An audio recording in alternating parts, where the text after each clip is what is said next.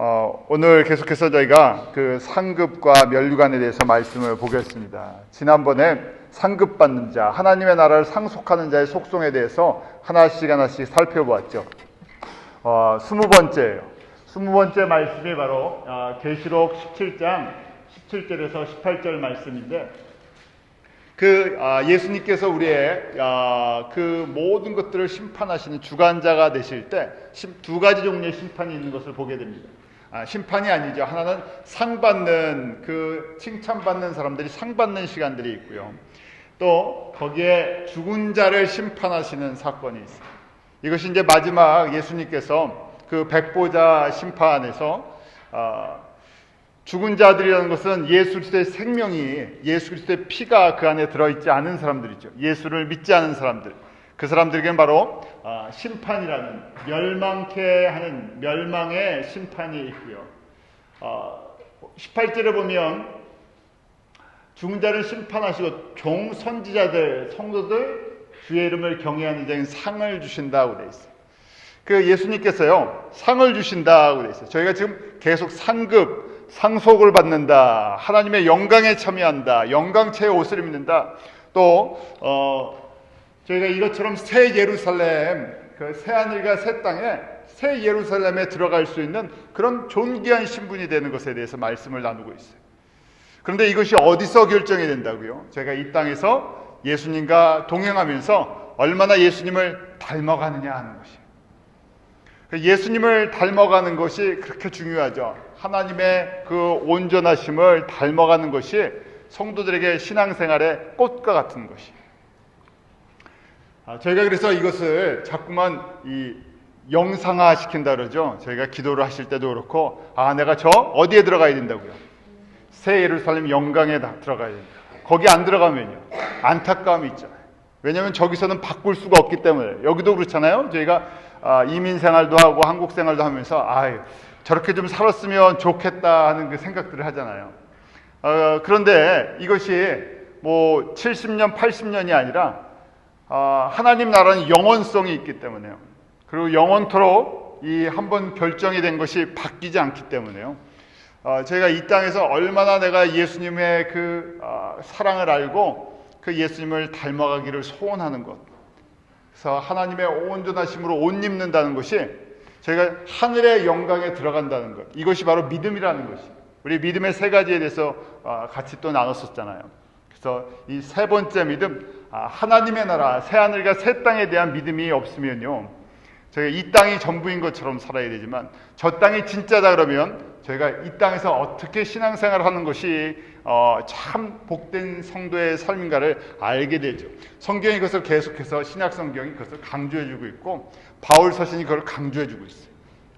그래서 저희가 기도할 때요, 내가 마치 백악관에 들어가는 것처럼, 청와대에 들어가는 것처럼요, 저 새 예루살렘이라는 큰 성에 그 하나님의 영광의 보좌 앞에 들어가는 모습을 이렇게 생각해 보시는 거예요. 또 들어갈 때 무슨 옷을 입고 들어가겠습니까? 빛나고 깨끗한 세마포 같은 걸 입겠죠.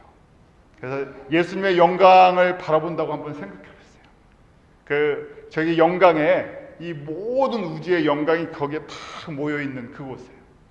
그런데 그곳에 들어가는데요, 이 땅의 신분이 중요하지 않고요, 이 땅의 학식이 중요하지 않고요, 그 다음에 이 땅에서 내가 이제 그 핵심적인 원리를 제가 19가지를 봤잖아요. 저기 들어가는 사람들의 특성이 무엇인가 하는 것이요. 마지막에 저희가 이거 보면서 정리를 하는데요, 저 안에 들어가는 사람은 우리에게 상 받는 자라고 되어 있어요. 예수님께서 상을 주시겠다는 거예요. 영광의 상을요. 첫 번째 보면 선지자들이라고 되어 있어요. 저희가 선지자는 어떤 사람들입니까? 하나님의 나라를, 하나님의 뜻을 이 땅 가운데 증거한 사람들이에요. 그런데 저희가 선지자라는 것을 마치 모든 그 어려움이 없는 것처럼 생각했는데, 선지자의 길을 걸어갔던 사람들은 대부분 다 순교를 하든지 핍박을 받든지 이 땅에서 인정을 받지 못했던 사람들이에요. 저희가 이 땅에서도 인정받고 선지자의 그 영광도 누리고 하면 얼마나 좋겠습니까? 그렇지만 이 땅에서 인정을 못 받아 누구에게요? 하나님의 뜻에 순종해서 걸어가는 그 사람이 복되다는 것이에요. 왜냐하면 저희가 이 땅을 잘 이해해야 되는데, 이 땅의 왕과 하나님 나라의 왕이 다르죠. 그래서 갈등이 있을 수밖에 없고요. 그래서 누구에게 순종을 할 것인가. 모든 사람이 다 선지자는 아니지만요.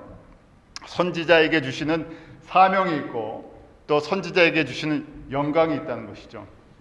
또 두 번째 보면 성도들이다 그러고 돼 있죠. 저희가 이제 오해하시면 안 되고요. 모든 성도가 다 예루살렘에 새 예루살렘에 들어가는 것이 아니라 그랬죠. 모든 성도들이 다 하나님의 백성들이 다 상을 받는 것이 아니라 그랬죠. 그러면 상 준다고 이야기하실 필요도 없죠. 지금 저희가 19가지 지금 20번째까지 보는데 상 받는 자의 특징들, 우리 첫 번째가 뭐였습니까? 혹시 기억하시면요. 여러분들 20가지 중에서 상 받으려면 어떻게 해야 된다고요? 한 가지만 기억하시면 돼요. 한 가지라도. 무슨 열매를 맺어야 된다고요? 성령의 열매를요. 성령의 열매를 맺는다 생각하시면 돼요. 신앙생활 제가 계속 강조하지만 뭐가 없으면요. 성령의 열매가 없으면 신앙생활에 저쪽 하나님 나라에 가서 계산할 것이 없다는 얘기예요. 이 땅에서는 있어요. 이 땅에서는 있지만 성령의 열매가 없으면 하나님의 영광의 앞에 나아가서 상 받을 것이 없다는 얘기예요. 그러니까 여기에 나오는 성도들은 어떤 성도들이라고요? 성령의 열매를 맺은 성도들이라는 얘기예요. 자, 세 번째는요. 뭐라고 표현되어 있습니까? 주의 이름을 경외하는 자들이라고 되어 있죠. 사도행전 묵상을 하면서도 경외한다는 것을 지난주에도 한번 같이 나눠봤어요. 경외한다는 것이요. 주의 이름을 경외한다는 것이 무슨 뜻이라고 그랬습니까? 쉽게 얘기하면 주의 이름을 경외한다는 것이요. 모든 일에 하나님의 주권과 하나님의 섭리와 하나님의 나라를 인정하는 거예요. 그러니까 우연이 된 건 아무것도 없고요. 하나님께서 나의 모든 상황을 다 아시고 나에게 가장 좋은 것을 주시는데요. 그 과정이 어떨 때는 어려움이 있을 수도 있고 어떨 때는 즐거움이 있을 수도 있고 어떨 때는 환란이 있을 수도 있고 근데 저희가 어려움이 있으면 누구나 다 원망이나 불평이나 의심이 나오게 돼 있잖아요. 하나님이 사랑하신다는데 왜 나에게 이렇게 어려움이 있을까? 아픔이 있을까? 하는 생각을 하게 돼요. 그런데 하나님의 크신 주권을 인정하면 어떻게 된다고요?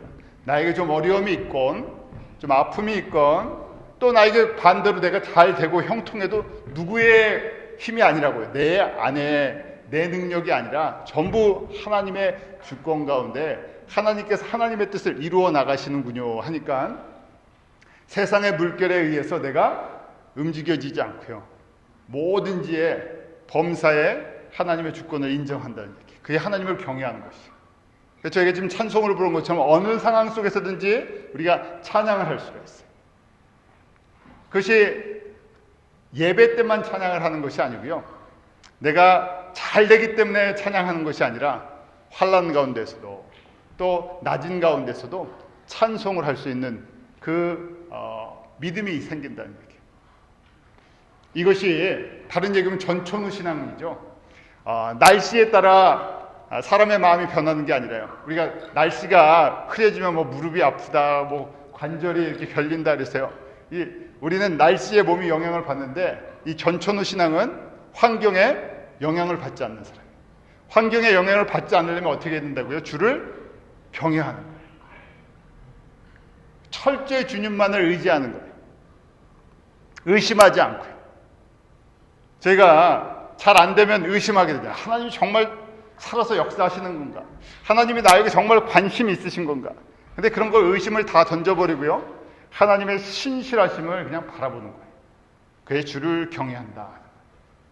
지금 어떤 사람에게 상 주신다고요? 선지자, 주의 종 중에 선지자. 그래서 저희가 하나님의 말씀을 배우고 가르치는 거예요. 근데 하나님의 말씀이라고 그냥 율법적인 말씀을 외우고 가르치는 것이 아니라 하나님의 그 뜻이 무엇인지를 하늘에서 이루어진 우리 주기도문처럼요. 삼위의 하나님의 하늘에서 이루신 것, 그 아들 예수 그리스도를 통해서 성자 예수님을 통해서 잃어버린 모든 하나님의 자녀들을 용서해 주시고 구원하시고 생명을 주시기로 결정하셨죠.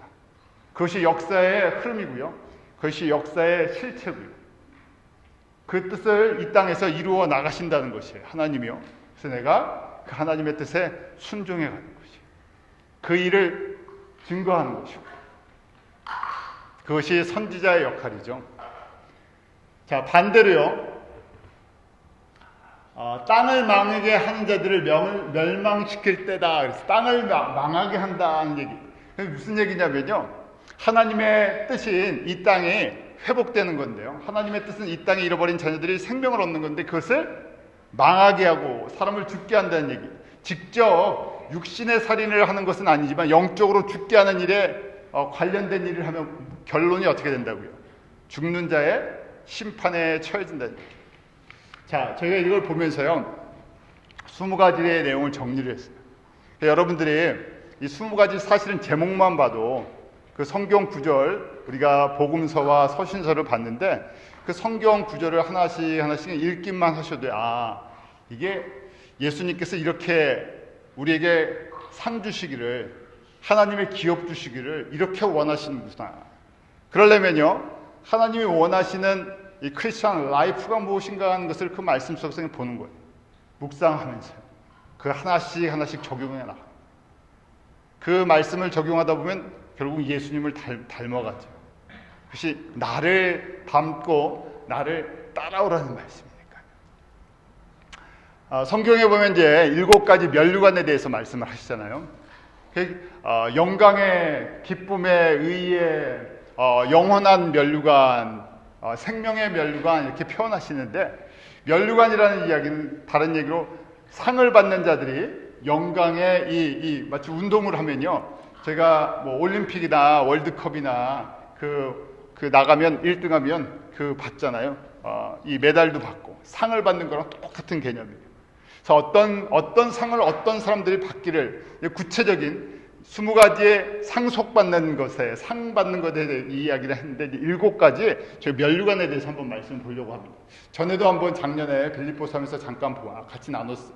한번 같이 다시 보죠. 첫 번째는 기쁨의 면류관이에요. 데살로니가전서 2장 19절인데 우리 한번 같이 읽겠습니다. 시작. 우리의 소망이나 기쁨이나 자랑의 면류관이 무엇이냐? 그의 강림하실 때 우리 주 예수 앞에 너희가 아니냐. 자, 데살로니가 전서는 언제 기록했다고 제가 같이 공부했었죠? 한번 다시 보시겠습니다. 자, 데살로니가 전후서는 몇 차 선교여행 때요? 2차 선교여행 때. 2차 선교여행 때 지금 보면 2차 선교여행 때 터키 지방에, 여러분들 이제 지도를 보시면요, 터키 지금 소아시아, 저기 드로아에서 그 환상을 보고 그 다음에 네아폴 빌립보로 넘어갔죠. 바다를 건너서 그 다음에 데살로니카에 내려가서 말씀을 증거하고 그곳에 교회가 세워지고 제자들이 생기고 그 다음에 아덴으로 고린도로 내려가는 그 여정이에요. 고린도에서 데살로니카 교회에 대한 또 소식을 듣게 돼요. 데살로니카 교회에 또 여러 가지 문제가 있었죠. 짧은 기간이었지만 데살로니카서를 2차 선교여행 때 51년경에 그렇게 기록하고 있는 거예요. 전후서를요. 그런데 지금 바울이 거기에 보면요, 우리의 소망이나 기쁨이나 자랑의 면류관이 무엇이냐? 예수님이 다시 오실 때 누구라고요? 예수님이 강림하실 때 우리 주 앞에 누구라고요? 너희들이다. 이렇게 돼 있어요. 다시 얘기하면요, 진짜 기쁨의 면류관은 무엇인가? 바로 어떤 사람들이 받나? 내가 예수 그리스도의 복음을 전해서 그 사람들이 다 예수님의 그 온전하심을 닮아가는 그 성숙한 그리스도인으로 자라서요, 열매를 맺어갈 때, 그때 그것이 주님 앞에서 면류관의 영광을 누릴 수 있는 기회가 된다는 얘기예요. 그러기에요, 바울은 복음 전하는 자의 태도에 대해서 먼저 이야기를 해주고 있어요. 그 내용들을 보면요, 데살로니가전서 2장 4절, 5절, 6절에 보면 오직 하나님의 옳게 여기심을 입어 복음 전할 부탁을 받았으니 우리가 이와 같이 말함은 이라고 되어 있어요. 바울이 왜 데살로니가 성도들에게 복음을 전했나? 목적이 무엇인가? 그래서 첫 번째, 복음을 전하는, 꼭 목사, 전도사, 선교사가 아니라요, 복음을 전해야 하는 사람들의 그 자세, 면류관을 받는 사람들의 자세라는 얘기예요. 거기에 보면 사람을 기쁘게 하려 함이 아니요 오직 우리의 마음을 감찰하시는 하나님을 기쁘시게 하려 합니다. 복음을 전하는 사람들은요, 초점이 누구에게 맞춰져 있어야 된다고요? 하나님을 기쁘시게 하는 데 맞춰져 있어야 됩니다. 그런데 저희가 사실은 사람을 보기 때문에요, 사람에게 초점이 맞춰져 있죠. 환경에게 맞춰져 있어요. 사람이나 환경을 무시하라는 얘기가 아니죠. 사람이나 사람들을 긍휼히 여기는 마음은 주님의 마음이에요. 그런데 그 사람들을 갖다 만족시켜주기 위해서, 단순한 육신적인 만족을 주기 위해서, 세상적인 만족을 위해서 복음을 전해주는 것이 아니라는 얘기예요. 복음은 하나님의 뜻이고요, 하나님의 방법이고요, 하나님의 선물이에요. 그래서 성경을 제가 복음 한마디로 정리할 수가 있어요. 성경 전체는 결국 복음인데요, 또 복음을 한마디로 얘기하면 누구예요? 예수 그리스도 안에 있는 구원과 생명이에요. 그러니까 율법도 누구를 나타내주기 위해서요? 예수 그리스도 안에 있는 죄사함과 생명을 전해주기 위해서. 구약의 모든 선지자들이 증거한 것도 예수 그리스도를 통해서 우리에게 허락하신 하나님의 그 생명입니다. 이게 하나님의 뜻이기 때문에요. 그래서 복음을 전하는 자는 상 주시는 분, 이 관계가 이런 것이에요. 우리가 누구의 종이냐 하는 것이고요, 누구의 부탁을 받았느냐, 누구의 명령을 따라가느냐, 삶의 목적이 무엇이느냐, 동기가 무엇이냐 하는 거예요.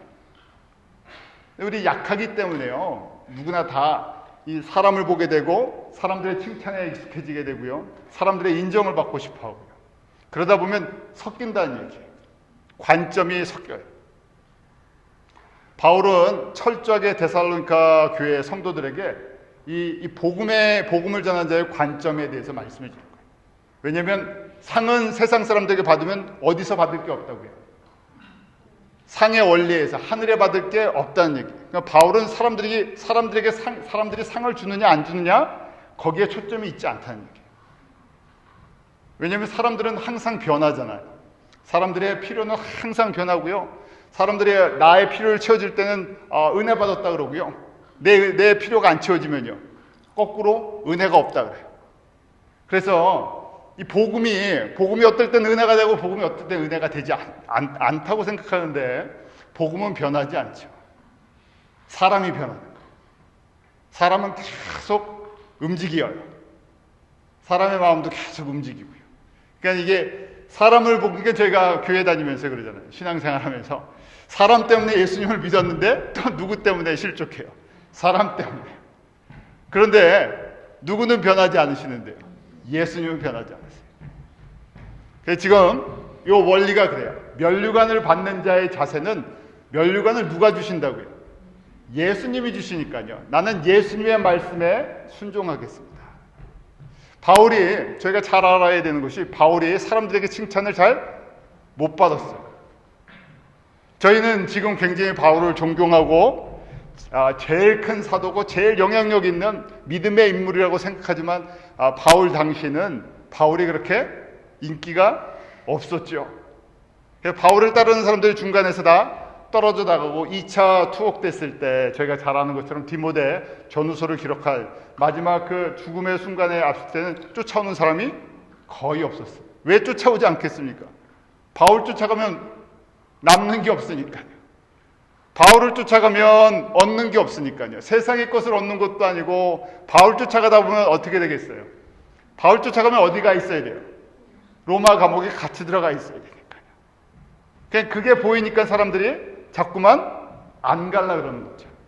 바울이요, 복음을 전하는 자의 자세에 데살로니가 성도들에게만 한 것이 아니라 이것이 바로 바울의 모습이고, 상급을 받는 사람들이고, 난 하나님이 주시는 하늘의 면류관을 바라보기 때문에 하나님의 초점에게 맞춰져 있다는 얘기예요.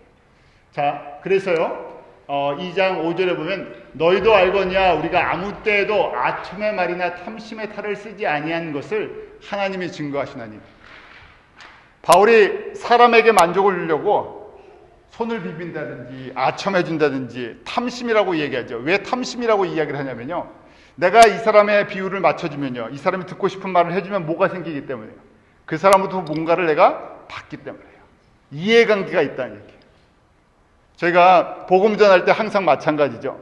내가 이렇게 전해줬을 때 상대방이 나에게 어떤 반응을 할 건가 생각하기 때문에요, 누구나 다 좋은 반응을 받기를 원하잖아요. 이해관계가 얽히기 시작하면요, 초점이 하나님 중심에서 사람 중심으로 옮겨간다.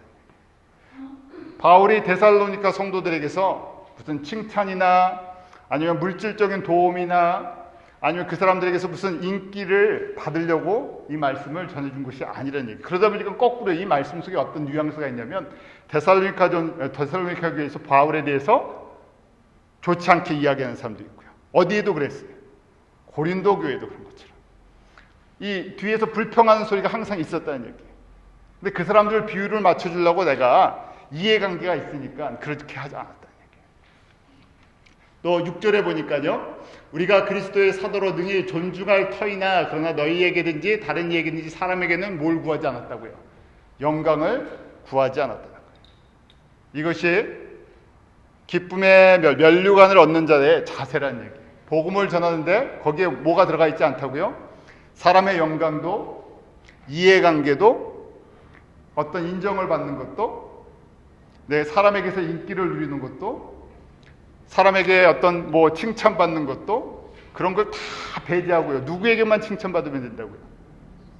하나님께 칭찬받으면 되는데요. 근데 하나님께 칭찬받으면요, 사실은요, 가장 존경할 만한 사람.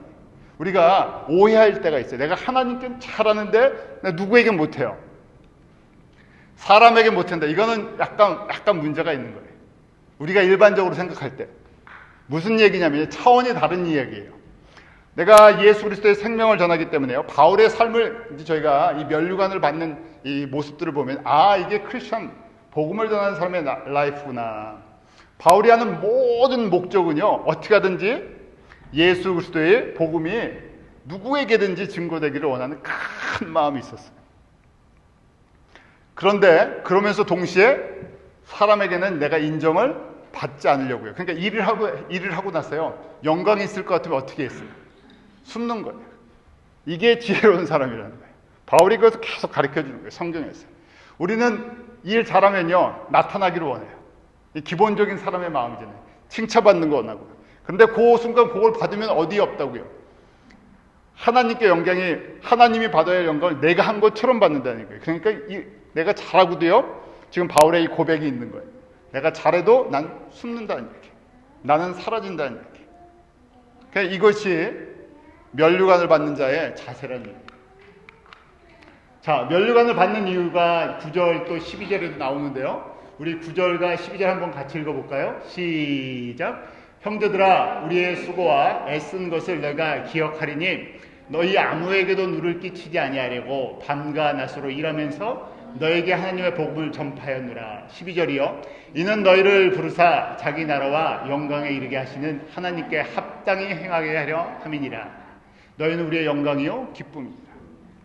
무슨 이 안에 지금 이 데살로니가전서 2장을 보면 데살로니가 교회 성도들이 뭐라고 바울을 불평을 하든지 뒷얘기를 했는지를 알게 돼요. 항상 이런 것이 깔려 있다는 거예요. 바울은 그 9절에 보면 우리의 수고와 애쓴 것을 너희가 기억하는데 내가 너희에게 어떤 도움을 갖다가 받으려고 이런 세상적인 이해관계를 가지고 복음을 전하는 것이 아니라는 얘기예요. 조금이라도 그것이 걸리면 어떻게 된다고요? 내가 밤낮으로 일하는 수고를 그냥 했다는 얘기예요. 왜냐하면 한 사람이라도 저 사람은 저걸 잡으로 한다 하는 얘기를 들어서요, 복음에 방해가 되는 걸 원치 않았다는 얘기예요. 이게 바울의 그릇이에요. 바울은 저희가 점점 목회자나 이 전도사나 선교사나 교회에 마치 이걸 갖다가 풀타임 하면서요, 직업같이 생각할 때가 있어요.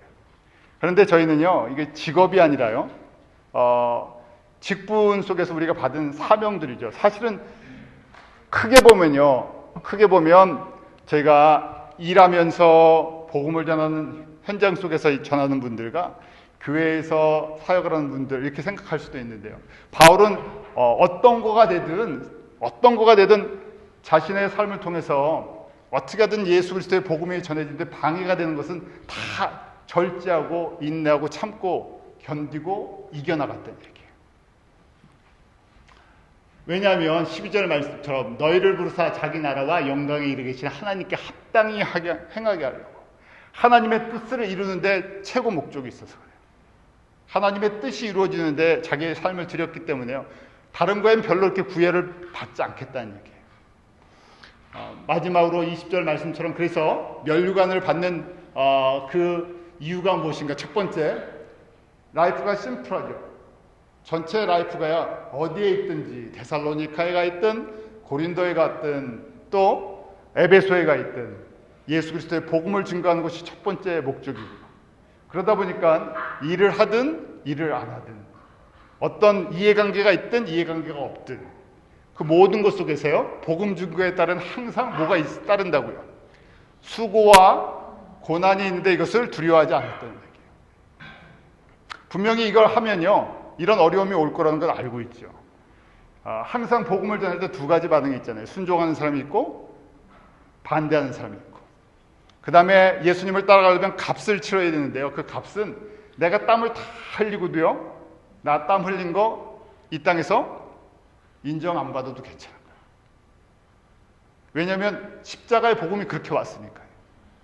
예수 그리스도의 복음이 예수님께서 십자가에서 우리를 위해서 다 쏟아주시고 내가 이렇게 했으니까 하면서요, 예수님께서 자랑하셨습니까? 아니죠. 철저히 다 드리시고요. 그 다음에 완전히 낮아지시고요. 완전히 제물이 되어주시고 그 다음에 누가 높여주세요? 성부 하나님께서 모든 이름 위에 가장 뛰어난 이름을 주세요. 이것이 하나님의 이 일하시는 원리고 이것이 천국의 원리라는 거예요. 상 받는 원리. 그러니까 저희가 예수님을 위해서 일을 다 했어, 내가 이런 일 수고했습니다 하고 이야기할 필요가 없어요. 왜냐하면 그렇게 복음을 전하는데 수고하는 것은 누구 때문에 하는 거예요? 하늘의 영광을 위해서 하기 때문에, 그 다음에 하늘의 면류관을 하기 때문에요.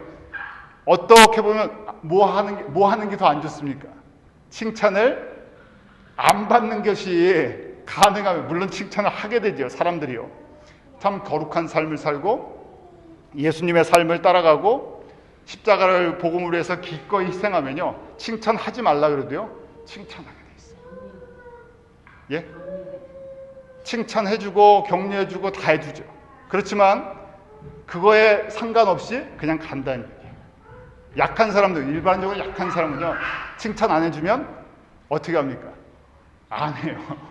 약한 사람들은 칭찬해주고 자꾸만 이렇게 세워주고 그래야 하는데, 지금 바울과 같은 사람 칭찬을 해주든 칭찬을 안 해주든 기꺼이 그냥 가요. 왜냐하면 누구에게 상 받는데 목적이 있기 때문에, 예수님께. 그래서 저희가 이 말씀은 믿음이 아주 작은 사람들에게 하시는 말씀이 아니라 면류관을 보면서 뛰는 사람들에게 주는 말씀.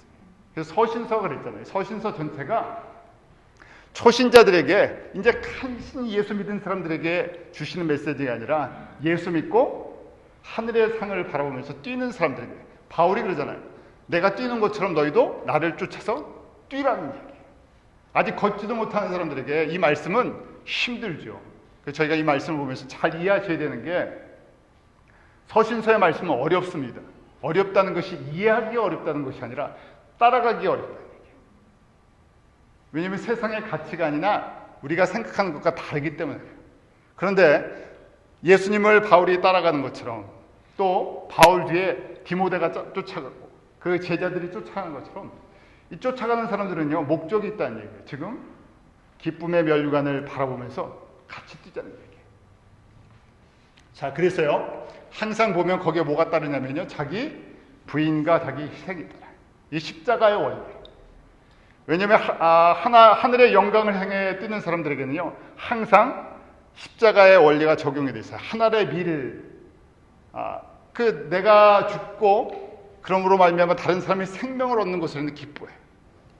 교회도 그렇고요, 가정도 그렇고요, 하나님의 나라에는 항상 이 원리가 들어가죠.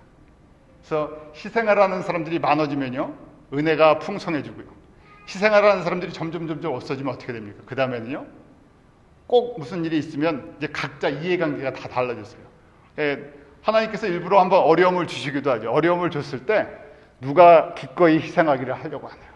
잘 될 때는 다 똑같잖아요. 잘 될 때는 다 잘하는 것처럼 보여요. 근데 진짜 희생이 요구될 때 그 희생을 할 수 있는 사람입니다. 근데 그것이 억지로 하는 것이 아니라 기쁨이 있어야 되고요, 소망이 있어야 되잖아요. 자, 이것이 기쁨의 면류관에 대한 내용이고요. 두 번째는 생명의 면류관. 야고보서 1장 12절 말씀인데요. 우리 한번 같이 읽겠습니다.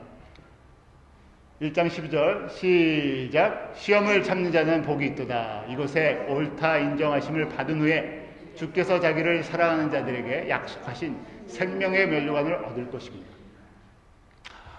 면류관을 저희가 계속 면류관에 관련된 말씀을 보면요, 십자가와 항상 들어가 있는 게 고난이에요. 고난과 희생이에요. 결국 뭐냐면 예수님이 지셨던 그 십자가처럼 그 예수님 때문에, 복음 때문에 고난을 뚫고 나가고 인내하고 그리고 그 다음에 그것을 견뎌내는 그런 믿음이 있냐, 그러면 그 다음에 바로 이 면류관이라는 그 상급을 받는다는 말씀입니다. 12절에 시험을 참는 자라고 되어 있는데, 이때 시험은요, 저희가 시험에 두 가지가 있다 그랬었죠. 어떤 시험이요? 하나님이 훈련시켜 주시는 트라이얼, 페이라스모스라는 것이 있고, 하나는 페이라조라는 템테이션, 유혹이라는 것이 있어요. 내 욕심 따라 생기는 것. 근데 지금 이때 시험을 참는 자가 복이 있다고 했는데, 이때 어떤 사람이라고? 이때 시험은요, 트라이얼, 하나님이 훈련시키시는 거예요. 내 안에 세상적인 것 좀 빼주시고 내 믿음을 정말 정금과 같이 순금과 같이 단련시켜 주시고, 지금 야고보서 내용도 그렇잖아요. 야고보 사도가 편지를 쓸 때 많은 사람들이 고난 가운데 복음 전하다가 흩어져 있었다. 어떻게 보면 저희랑 좀 안 맞을 수도 있어요. 왜냐하면 저희는 예수 믿고 다 정말 은혜를 받고 모든 것이 풍족한 삶을 살아가는 사람들이고요.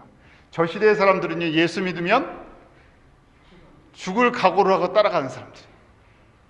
거꾸로 보면요, 우리가 편하다고 하는데 근데 또 이렇게 말씀대로 보면 누가 진짜 복된 사람들이에요?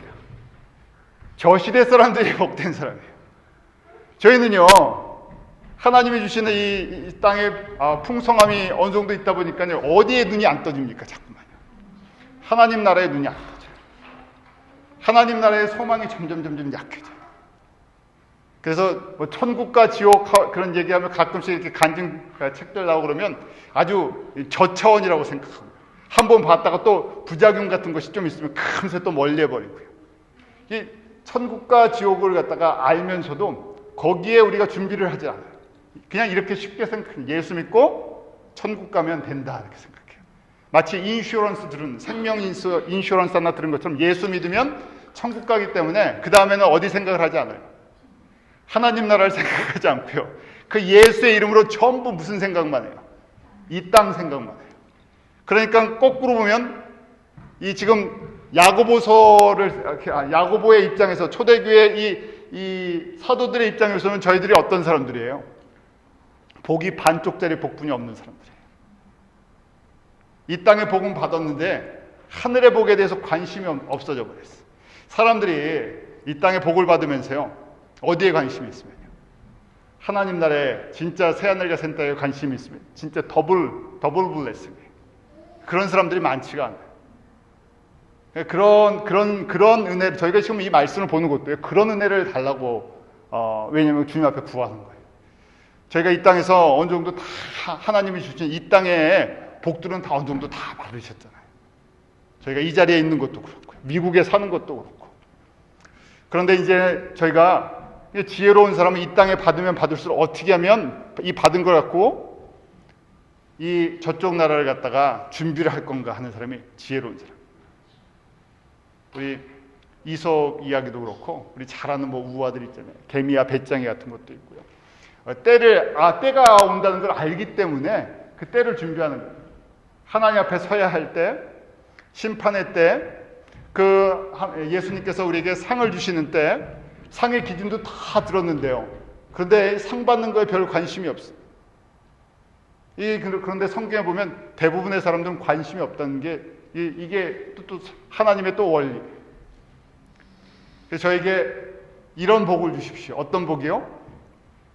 하나님 나라에 관심이 있는 복, 하나님 나라에 투자하고 싶은 복. 오늘 야고보 사도가 편지를 쓰는 것처럼 그 시대는 진짜 세상에 대한 소망이 없던 시절이에요. 그런데 그 사람들에게 조금만 참아라, 조금만 인내하라 그러면 이 땅이 좋아질 거다. 너희들 좀 자유하게 될 거고, 감옥에서 풀려날 것이고, 그 다음에 너희들 사업에 성공할 것이고, 너희들 이제 뭐 손손 복을 받을 것이야. 그런 메시지 하나도 주지도 않아요. 왜냐면 이 땅의 게 아니라 하나님 나라에 완전히 눈뜬 사람들이기 때문에. 근데 저희는 이 땅이 많아질수록 이 영적인 눈이 어두워져 갖고요, 점점 이 땅의 것을 더 많이 바라요. 성령의 능력을 받았다 그러면서 이 땅의 것이 자꾸만 초점에 맞춰지면 성령의 능력이 아니라 성령의 능력이 감춰지는 거죠. 한번 생각해 보십시오. 성령의 충만을 받았는데 이 땅의 것이 하나님 나라가 안 보이고요, 이 땅이 더 잘 보여요. 그러면 그 성령께서 그렇게 역사하시는 것이 아니란 얘기가 될 수밖에 없잖아요. 왜냐하면 성령은 예수 그리스도를 증거하고 하나님 나라를 보여주시는, 우리에게 영적인 믿음의 눈을 뜨게 하는데, 이 세상의 것 더 눈 떠지게 되면요, 그러면 이게 뭔가 something wrong이라고, 잘못됐구나 하고 생각해야 되는 거죠. 자, 믿음의 시련이 우리에게 인내를 만들어내고요, 인내는 우리를 온전히 이루게 만들어진대요. 이게 무슨 말씀인가 하면요, 계속해서 예수님 때문에, 이게 예수님 때문에 왔는 거예요. 예수님 때문에 복음 전하면서, 예수님 섬기면서 어려움도 당하고 희생도 하고, 그런데 그걸 인내할 수 있는 힘은 무엇이냐면 믿음 때문에 인내할 수 있어요. 무슨 믿음이요? 상 주시는 분이 예수 그리스도이시기 때문에, 예수님이 기뻐하시는 것이고요, 반드시 예수님께서 하나님의 뜻을 이 땅에서 이루시기 때문에, 그날 다 주님 앞에 서야 할 때가 있기 때문에, 그 믿음이 있으니까 어떻게 한다고요? 오래 참을 수 있다는 얘기. 이 땅의 것으로 환산해서 받으려고 하면 오래 못 참죠. 빨리 받아야 되니까요. 그런데 이 땅에서 안 받아도 괜찮아요. 그러니까요, 그런 믿음이 있어야 되는데, 믿음이 가지려면요, 바로 이 순서예요. 그런 믿음을 가지려면 1장 5절에 너희 중에 누구든지 지혜가 부족하거든 모든 사람에게 후히 주시고 꾸짖지 아니하시는 하나님께 구하라, 그리하면 주시리라. 이때 지혜는 어떤 지혜가 있어요? 하늘의 지혜. 좀 더 구체적으로 하면요, 하나님의 영광과 하나님의 나라를 볼 수 있는, 그 영광의 보좌를 볼 수 있는, 하나님의 그 나라를 이해할 수 있는 지혜예요. 이 세상에서 잘 되는 지혜가 아니라요, 하나님의 영적인 원리를 이해할 수 있는 지혜고요.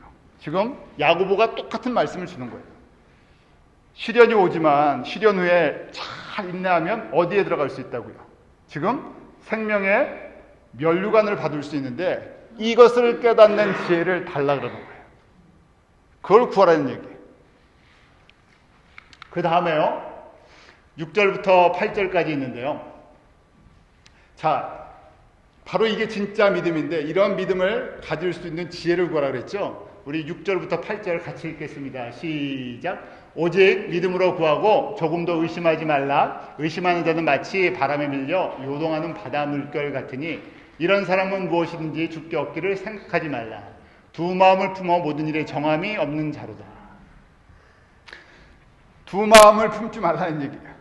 누군만 믿기로 했으면요, 예수님만요. 예수님이 우리에게 생명 주시고, 비록 이 땅에 시련이 있어도 예수님 때문에 손해보는 것처럼 보이고요, 예수님 때문에 내가 희생하는 것처럼 보이고요, 내가 예수님 때문에 다 잃어버리는 것처럼 보이는데, 그게 아니라 그게 진짜라는 얘기예요. 그러니까 저희가 이 sacrifice, 희생이라고 얘기하는데 사실은 희생이 아니라 뭡니까? 저희가 항상 주님 앞에 우리가 희생했습니다 하는데, 희생한 게 아니라는 얘기예요. 왜냐면요, 내 거라고 생각했으니까 희생이죠.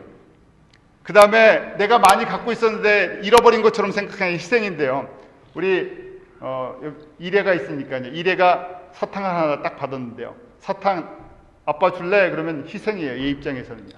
내 아빠가 사탕 하나 먹고 그냥 끝내겠습니까? 너 나한테 사탕 하나 주면 너 지금 갖고 있는 게 하나뿐이 없잖아요. 근데 아빠 사랑해서 내가 하나 그냥 줬어요. 그럼 아빠가 어떻게 합니까? 그 다음에 봉투로 사줄 수도 있죠. 물론 이가 썩지 않는다면. 리워드라는 개념에는요, 야, 내가 네 마음을 알았기 때문에 내가 그냥 한 봉투를 줄게. 이게 지금 면류관의 개념이에요. 우리는 우리 눈으로 봤을 때는 우리가 이 짧은 인생 속에서 내 거를 드리는 것처럼 보여요. 그냥 내 걸 드리는 게 아니라요, 주님께서 주신 건데 그런데 우리가 이게 세상적인 계산법이니까요. 내 걸 들여서 sacrifice라고 생각을 하는데 요거보다 조금 더면 invest고요. 투자한 거고요. 조금 더 하면요. 주님의 영광으로 해서 별 볼 일 없는 거 드린 것보다 안 돼요. 왜냐하면 지금 오늘 말씀에 보면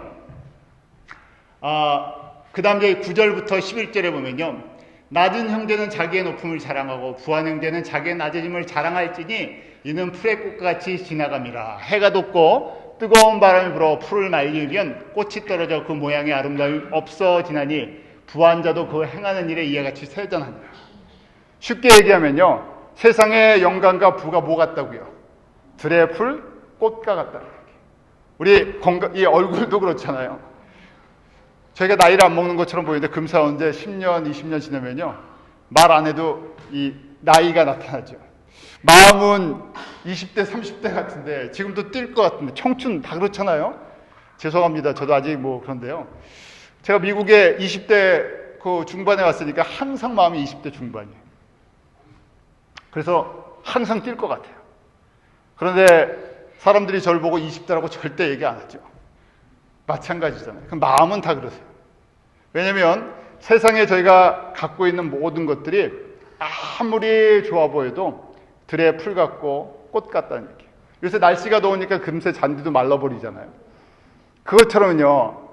이게 세상의 것 같고 뭐 하지 말라고요. 자랑하고 의지할 거 아무것도 없다는 얘기예요. 그냥 가난하다고요. 낙심할 것도 없고 가난하다고 눌릴 필요도 없고요. 가난한 사람은 어디에 부자가 되라는 얘기예요? 천국의 부자를. 가난한 사람이 부자 되기 어떻게 보면 쉬울 수도 있어요. 왜냐하면 하나님은 액수를, 양을 보시는 것이 아니라 질을 보세요. 사람들은 양을 보죠. 양을요. 근데 하나님은 질을 보세요. 그래서 예수님께서 과부의 두 렙돈 비유를 하시잖아요. 두 렙돈이라는 것은 저희가 잘 아는 것처럼 뭐 쿼로 정도뿐이 안 된다고 하잖아요. 쿼로가 하나님 나라에 무슨 의미가 있겠습니까? 저희가 헌금을 갖다가 25센트를 했어요. 25센트 갖고 어디다 쓰겠어요? 그런데 예수님께서 뭐라고 말씀하십니까? 그때 이 성전에 그 통에다가 부자들은요, 연복에다가 소리를 내면서, 크게 소리를 내면서 낼 수가 있었잖아요. 근데 그 여인은 자기 가진 전부를 드렸다고 얘기하죠. 그러니까 이것이요, 이게 하나님의 원리라는 얘기예요. 우리가 보기엔 그게 크고 작고 양이 보이지만요, 하나님께서는 그 중심을 보신다 그러잖아요. 그래서 가난한 사람들은 어떻게 하라고요? 천국에 내가 내 삶을 드림으로 인해서 내가 하나님 나라에서 그 받을 영광과 보상을 생각하면서 기뻐하는 거고요. 반대로 이 땅에서 좀 부한 사람들은 어떻게 하라고요? 이 땅의 것을 절대 의지하지 말라는 얘기예요. 누가 이 땅의 것 의지 안 하려고 해도 있으면 의지하게 되잖아요. 항상 이것이 저희가 살아가기 때문에 이거 신경 안 쓸 사람이 어디 있겠어요? 이 땅에 살면서요, 우리가 자본주의 국가 살죠. 이 자본주의 원리에 따라 돈이 움직이잖아요. 돈 신경 안 쓰고 살 사람 아무도 없잖아요. 그런데 이거에 붙잡혀 있지 말고요. 이거에 있고 없고에 따라서 자꾸만 우리가 오르락내리락 하잖아요. 마치 우리 증권이나 아파트 같은 데나 투자해 놓으면 거기에 따라서요, 우리 마음이 왔다 갔다 하잖아요. 투자해 놓고 이게 올라가나 내려가나 보잖아요. 여기에 관심을 갖지 말라는 얘기예요. 그래야 뭘 얻을 수가 있다고요? 면류관을 받을 수 있기 때문에. 이것이 바로 이 생명의 면류관을 얻는 원리인데, 다시 정리해보니까 생명의 면류관은 어떤 사람이 받느냐? 복음 때문에 시련을 받는 사람들, 복음 때문에 소망을 잃어버린 사람들, 그런데 좌절하지 않고 끝까지 인내하고 가는 사람들. 근데 인내할 수 있는 것이 무엇인가? 지혜가 있어서요. 어느 지혜요? 하늘의 지혜가 있는데, 그게 믿음이라는 얘기예요. 내가 예수 그리스도를 끝까지 의지하고 복음 전하는데 손해보고 어려움이 있어도 끝까지 예수님만 의지하고 세상의 변화는 지금 그 말씀이잖아요. 세상의 모든 것이 변하는데 정함이 없다 그러잖아요. 세상의 모든 건 다 변하죠. 사람도 그래서 믿으면 안 되고요. 세상의 물질도 그렇고요. 다 변해요. 그런데 변하지 않는 주님과 주님의 말씀만을 붙들고 가는 그 사람에게 뭐가 있다고요? 생명의 면류관이 있다. 자, 고린도전서 9장 25절 27절 보면 영원한 면류관이라는 표현이 있어요. 9장 25절부터 27절로 한번 같이 읽겠습니다. 시작. 이기기를 다투는 자마다 모든 일에 절제하나니 저희는 썩을 면류관을 얻고자 하되 우리는 썩지 아니하는 것을 얻고자 하노라. 그러므로 내가 다름질하기를 향방 없는 것 같이 아니하고 싸우기를 허공에 치는 것 같지 아니하여 내가 내 몸을 쳐 복종하게 함은 내가 남에게 전파한 후에 자기가 도리어 버림이 될까 두려워함이로라. 지금 영원한 면류관이라고 되어 있는데 거기 보면 썩는 면류관과 썩지 않는 면류관이라고 해요. 썩지 않는 것이 everlasting, 영원하다는 그런 표현이죠. 그래서 이제 영원한 면류관이라고, 썩지 않는 면류관. 썩는 면류관을 얻기 위해서도 사람들은 뭐 합니까? 경쟁을 해요. 뭐 월드컵 이번에 축구 예선 뭐 한다고요. 사람들이 얼마나 긴장을 하고 보고 그럽니까? 네, 월드컵 나가려고 그러면요. 원 힘들어 갖고 나가겠습니까? 지역 예선은 몇 번 걸쳐갖고요. 거기서 또 올라가야 나가는 거고. 그 다음에 또 본선에 가서 본선 예선 또 하고, 그 다음에 16강, 8강 올라가야 마지막에 한번 하는 건데, 4년마다, 3년마다 이렇게 하면서요. 그래서 운동선수들의 특징은요, 오늘 이 말씀이 잘 돼 있어요. 운동을 하는데, 이기기를 위해서 싸우는 사람들은 뭘 한다고요? 요구되는 거, 운동선수에게 운동에서 이기려면 요구되는 게 뭐라고요? 모든 일에 절제하는 게 필요합니다. 이 절제가 쉬운 게 어디 있겠습니까? 우리 김연아 선수 같은 경우에 얼마나 잘해요. 그런데 김연아 선수 같으면 계속 훈련하고 먹고 싶은 거 마음대로 못 먹죠. 이 체중 조절을 하는 사람들이 제일 불쌍한 것 같아요. 체중 조절하는 사람들. 권투 선수들은 살이 안 빠지니까 체급 때문에 보통 자기가 할 수 있는 것보다 낮춰서 하니까 한증막에 마지막에 안 들어가면 한증막 가서 땀 다 빼고요. 몇 그램 안 빠지는데요. 그 다음 보니까요. 때도 민대요. 때도 미르면 한 400g 이렇게 빠진대요. 그래서 어떻게든지 그거 맞춰갖고 나가서 이기려고요. 그러니까 절제하죠. 물도 못 마시고 음식도 못 먹고 내가 하고 싶은 거 다 못하고 태능 훈련원 가서요. 1년이면 1년 동안 거기서 합숙하면서요. 다 절제된 삶을 살아요. 그런데 이걸 해서 얻는 게 뭐라고요? 썩는 면류관이라는 거예요. 이 땅에 받는 건 다 썩는 거니까요. 왜냐면 썩을 수밖에 없죠. 내가 썩는데 같이 안 썩는 게 어디 있겠습니까? 썩지 않는 것이 아무것도 없죠. 다 썩어서 없어지는 거예요. 그럼에도 불구하고 이렇게 절제를 하는데 뭘 하기 위해서요? 썩지 않는 면류관, 하늘의 면류관을 위해서 절제를 해야 되는 것은 당연하다는 얘기예요. 그래서 지금 고린도 전서 9장을 저희가 보면 바울의 아주 안타까운 심정이 다 들어가 있어요. 바울이 고린도 교회를 개척하고 그곳에 복음을 전했는데 고린도 교회만큼 복잡하고요. 바울에 대해서 불평을 많이 하고요. 원망하고요. 당파가 나눠지고요. 세속적이고요. 가장 세속적인 사람들.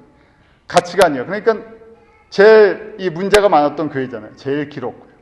고린도전서 9장에 보면 바울의 주 핵심 내용이 바울이 받았던 헌금 갖고 자기 마음대로 쓰고 또 부인을 데리고 여행을 다닌다 이런 루머도 생기고 그 사람들의 드리는 헌금을 가지고 내 원하는 대로 바울이 원하는 대로 막 남용한다 이런 얘기 별의별 얘기를 다 들은 거예요. 바울이 안타까운 거예요. 이 사람들의 그 상태 그 정도뿐이 안 되니까. 그래서 하나씩 저희가 지난주에도 같이 말씀을 나눴잖아요. 세상적인 원리도 일하고 열매를 따는 것은 당연한 건데 또 율법에서도 곡식을 떠는 소의 입을 막지 말라 이런 거 다 있는데 내가 이거 받을 마땅한 권리가 세상적으로도 성경적으로 있지만 내가 안 쓰겠다는 얘기예요. 왜 안 쓰느냐? 면류관 때문에 그렇다. 그거 받고 내가 면류관을 잃어버리느니 나 그거 안 받아도 좋으니까 난 면류관을 향해서 달려가겠다. 바울의 개인적인 이 목적은요. 또 그런데 그것으로 끝나는 게 아니죠. 궁극적인 목적은 더 많은 사람을 얻고자 하기 때문에 이렇게 한다는 거예요. 얼마든지 그런 권리가 있는데 그런 권리를 자꾸만 내려놓겠다는 거예요. 우리도 그렇잖아요. 우리가 주님을 섬기면서 우리가 권리가 있어요. 권리가 있는데 자꾸만 권리를 내려놓죠. 그 다음에 우리가 권리와 책임이 항상 같이 가요. 저희가 책임이 있으면 책임을 감당하면 그럼 그만큼의 또 권위가 주어지고 그러잖아요. 그런데 권위는 자꾸만 내려놓고요. 이 책임을 감당하는 거예요. 무슨 책임은요? 내가 어떻게 하든지 복음을 전하는 데 목적이 있어요. 저희는 복음을 전하고 더 많은 사람을 얻는다 그러면 내 교회가 내 교회 성도가 늘어난다고 생각을 해요.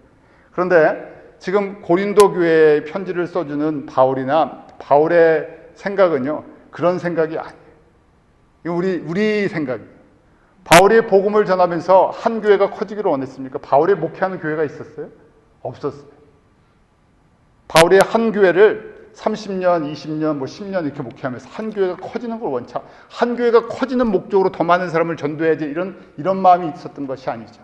어떻게 하든지 예수 그리스도의 복음이 전해지는 데 목적이 있어요. 이게 진짜 교회가 아니에요. 근데 그러니까요, 이렇게 생각하시면 돼요. 지금 뉴욕에 교회가 많습니까? 적습니까? 많죠. 그러니까 뉴욕에 하나님의 부흥이 이미 허락이 됐어요. 성도들이 많이 예수를 믿은 거예요. 그러니까 내 교회 안 와도 상관이 없는 거예요. 바울의 입장에서는. 근데 우리는 내 교회로 좀 왔으면 좋겠죠. 내 교회가 커지면 좋죠. 왜냐하면 인간적인 마음이 있어서. 그러니까 저희가요, 바울의 원리를 보면 유대인들을 전도하기 위해서는 유대인처럼, 율법 없는 사람들에게는 율법 없는 사람처럼, 약한 사람들에게는 약한 사람처럼. 그래서 이 선교라는 개념은요, 내 교회 하나가 개교회라는 지역교회가 커지는 걸 목적이 있는 게 아니라 어떻게 하든지 예수 그리스도의 복음이 이방인들에게 전파되는데, 어떻게 하든지 이방인들에게 전파되는데, 그런데 꼭 그렇게 하려면 처음 복음을 받은 사람들이 희생을 해줘야 돼요. 이게 안 되기 때문에 그래요. 저희가 보통 그러잖아요. 내가 좀 커진 다음에 희생을 좀 하겠습니다. 내가 좀 안정이 된 다음에 내가 조금 희생을 하겠습니다. 그런데 이게 잘 안 되죠. 커지면 커질수록 또 삶이 커져요. 그래서요, 항상 이제 액수예요. 큰 교회에서 크게 하죠. 그럼 저희가 와, 대단한 거 한다. 선교 프로젝트 크게 해갖고요, 선교센터 지어주고 학교 지어주고 병원 지어주고 그래요. 똑같은 거예요. 그런데 이게 과부의 두 랩돈처럼 하나님은요, 양을 보시는 것이 아니라 그 안에 모티베이션을 보는 거예요. 누구의 이름을 위해서 그걸 하느냐 하는 거고, 누구의 만족을 위해서 하는 거고, 진짜 하나님의 뜻을 알고 있느냐 하는 얘기예요. 두 가지를 다 갖고 있으면 정말 좋겠죠. 근데 대부분은 다 나중에는 각 교회의 이름 때문에, 그래서 각 교회 이름이 안 들어가든지 목사님 이름이 안 들어가든지 뭐가 안 들어가면요, 안 하죠. 그냥 이렇게 하면, 이렇게 생각하면, 그 교회에 필요하면요 다 드리겠습니다. 그리고 우리는 거기서 우리랑 상관이 없습니다. 다 드리고 났으니까요. 그런 마음을 갖고 있는 사람들이 별로 없다는 얘기예요. 저희가 이 말씀을 이제 보면서요, 이 영원한 면류관이라는 것은 결국 복음을 전하는데 기꺼이 자기 권리를 포기하는 사람들이었구나. 목적이 무엇인가? 나랑 상관이 없는, 내가 거기서 아무런 이해관계가 없어도 예수님의 말씀을 통해서 생명을 얻는 그 사람이 있으면 그것으로 말미암아 하나님의 영광이 나타나기 때문에 그게 썩지 않는 영원한 면류관이에요. 그것 때문에 절제한다는 얘기예요. 절제하는 이유가, 우리가 운동선수처럼요, 절제를 하는데 그 절제하는 것이 결국 내가 하늘의 면류관을 얻기 위해서요, 절제하는 거예요. 모든 것 속에서요. 얼마든지 내가 그렇게 할 수 있는, 그 죄가 아니라는 얘기예요. 죄의 문제가 아니라요, 내가 마땅히 누릴 권리가 있는데 내 권리를 포기한다는 얘기예요. 왜냐하면 하늘의 영광에 동참하기 위해서. 그래서 언제까지요? 주님 오실 때까지 끝까지 절제해가면서요, 내 삶을 주님께 맞춰서 움직이는 이 사람들에게 영원한 면류관이 있다는 얘기입니다. 자, 오늘 여기까지 보죠. 같이 기도하겠습니다. 하나님 아버지, 저희들에게 하늘의 상급과 또 하나님의 그 면류관들을 듣게 하시고 보게 하여 주시옵소서. 저희가 그냥 말씀을 듣고 끝내는 것이 아니라 바울의 고백처럼 야고보 사도의 고백처럼 믿음의 사람들의 그 증거처럼 저희가 이 땅에 썩을 것을 위해 경쟁하고 참고 인내하고 수고하는 것이 아니라 썩지 않는 영원한 것, 그 하늘의 기쁨을 위해서, 하늘의 영광을 위해서 믿음으로 달려가게 하여 주시옵소서. 저희들에게 그러한 믿음의 지혜를 허락하여 주시고 또 인내하게 하시고, 주님 앞에서 저희가 썩어지는 변하는 세상의 것에 의해 우리의 마음이 흔들리는 것이 아니라 늘 변하지 않고 우리와 동행하시고 우리에게 생명을 주시되 더 풍성해 주시고 우리의 생사복을 주관하시고 우리에게 영원한 기업을 주시기 원하시는 그 예수 그리스도 우리 주님께 날마다 초점이 맞춰져 있게 하여 주시옵소서. 주님, 저희들에게 베푸신 것이 너무나 많습니다. 저희들 이제 영적인 눈이 떠지기 원합니다. 성령님, 저희 한 사람 한 사람 가운데 임하여 주셔서 하나님의 능력과 하나님의 나라를 경험할 때마다 우리가 하나님 나라에 대해서 소망의 눈이 떠지게 하시고 믿음의 눈이 떠지게 하여 주셔서 우리의 삶을, 우리의 모든 것을 주님 발 앞에 내려놓을 수 있는 믿음의 순종이 있게 하여 주시옵소서. 예수님의 이름으로 기도합나이다.